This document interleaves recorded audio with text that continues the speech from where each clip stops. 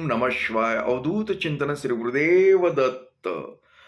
मंडळी, प्रत्येक माणसाला म्हणजे तरुण माणसाला ज्याचं का लग्न झालं की दोघांनाही वाटतं की आपल्याला बाळ चांगलं व्हावं. चांगलं म्हणजे काय? हुशार व्हावं, सुंदर व्हावं, प्रत्येक आई वडिलाला वाटतं. पण हे कधी होतं?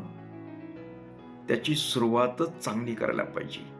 आता सुरुवात म्हणजे ज्या वेळेस तुम्हाला आता बाळ आपल्याला हवंय असं वाटू लागतं, त्यावेळेस तुमचे शारीरिक संबंध आहेत ना, ते सुद्धा टेन्शन मुक्त झाले पाहिजेत.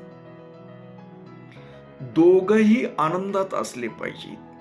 दोघांचे विचार चांगले असले पाहिजेत. कधी चांगले असले पाहिजेत माहिती आहे का? स्पष्ट बोलतो मी तुम्हाला. तुमचे ज्यावेळेस शारीरिक संबंध होतात ना, त्यावेळेस दोघही टेन्शन मुक्त. तुमच्या ऑफिस मधले कुठलेही टेन्शन नसले पाहिजे तुमच्या डोक्यामध्ये. काही नसलं पाहिजे. आपण आता एका बाळाला जन्म देणार आहोत, एक निर्मिती करणार आहोत असं मनामध्ये. आणि हे बाळ जी होणार आहे बुद्धिमान, सुंदर आणि खूप काही छान, सुसंस्कृत असं म्हणूया आपण. असं बाळाला जन्म घालायचा आपल्याला, अशा पद्धतीचं आपल्याला बाळ हवंय. मग तसं हवंय ना, तर तुमचं मन सुद्धा तेवढंच चांगलं असलं पाहिजे. दोघांचं, एकाचं नाही बोलत, दोघांचं. कारण बाळ एकानं होत नाही, बाळासाठी दोघही लागतात. जसं म्हणतात ना, जमीन सुपीक आणि बी पण त्याच क्वालिटीचं लागतं. तसं बाळ जन्माला घालण्यापूर्वी त्याचं जरा मुहूर्त वगैरे अशा गोष्टी पाहून मनाची तयारी करून बाळाला जन्म घालायचा. आणि एकदा का तुम्हाला गर्भधारणा झाली की टेन्शन मुक्त राहायचं, आनंदी राहायचं. चांगले चांगले ग्रंथ वाचायचे, छान छान पुस्तकं वाचायचे, चांगल्या विचारवंताचे विचार ऐकायचे. नाहीतर निघाले झलक लाज असले गाणे ऐकायचे नाही, तर भक्तिगीतं ऐकायची, अभंग येतं, हरिपाठ आहे, खूप काही आपल्या संतांनी लिहून ठेवलेलं आहे, ते साहित्य वाचायचं. याचा परिणाम काय होतं? गर्भसंस्कार जर बाळावर झाले ना, तुमच्या गर्भावर, तर बाळ तशा पद्धतीनं निर्माण होतं.